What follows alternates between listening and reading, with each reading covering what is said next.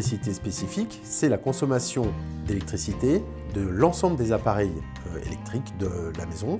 Autrement dit, on peut aussi l'appeler consommation d'électricité hors chauffage et production de chaude sanitaire. La consommation générale d'électricité spécifique dans nos maisons a plutôt tendance à augmenter depuis une trentaine d'années puisque celle-ci a été multipliée par 4 en 30 ans.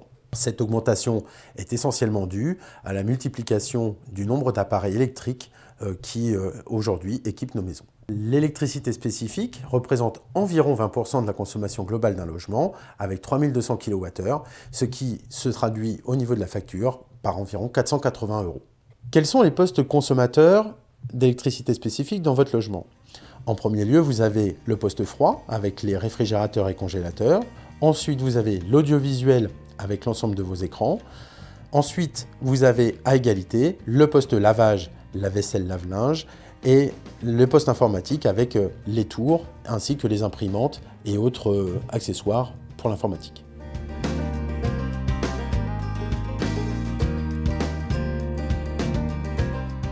Pour connaître précisément la consommation d'un appareil, on peut utiliser un appareil que l'on appelle le wattmètre, sur lequel on vient brancher l'appareil électrique, et le wattmètre nous indique la puissance instantanée de l'appareil électrique, ainsi qu'un enregistrement de la consommation globale sur un temps donné.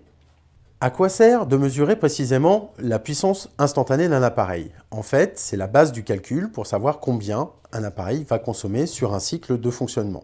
Si on prend un appareil de 1000 watts et qu'on le laisse brancher pendant 1 heure, cet appareil aura consommé 1 kWh. De la même manière, on va pouvoir projeter ce que consomme 1 watt.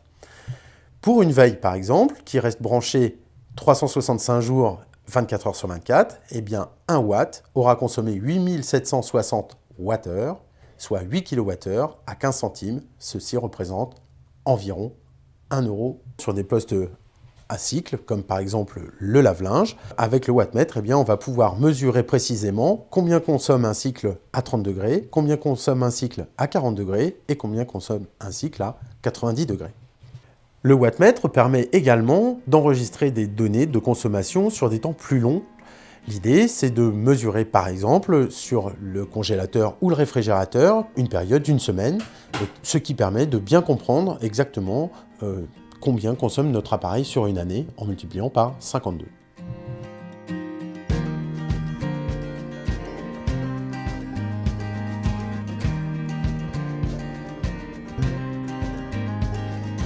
Il existe une multitude de petits gestes qui là seront très efficaces. Le premier des petits gestes, c'est de débrancher tout simplement les appareils qui n'ont aucune utilité. Sur le poste froid, vous pouvez assez facilement regarder l'état de vos joints de réfrigérateur et de congélateur, également le niveau de givre que vous avez dans l'habitacle, puisque le givre est consommateur en fait, d'énergie inutile. Pour l'audiovisuel, il existe également des petits appareils qui vont vous permettre de couper quand vous ne vous en servez pas. Donc ce sont par exemple des multiprises à interrupteurs ou également des programmateurs qui vont vous permettre, en votre absence, de couper automatiquement l'alimentation des appareils sous tension. Pour le poste lavage, il est intéressant également de ne faire tourner les machines que quand celles-ci sont pleines, que ce soit pour le lave-vaisselle ou le lave-linge.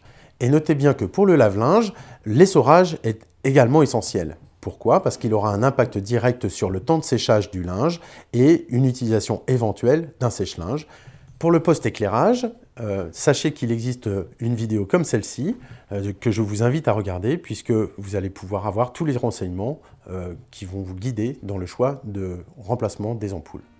Je peux également agir au moment du remplacement en fait, d'un équipement. Vous pouvez vous poser de bonnes questions, notamment sur combien consomme intrinsèquement cet appareil. Pour cela, vous allez retrouver ces informations qui sont essentielles sur des étiquettes que l'on appelle étiquettes environnementales. La première information va être la consommation d'énergie, figurée par une échelle de couleurs, symbolisée également par une lettre qui va de G à A, voire A+, voire encore mieux A++.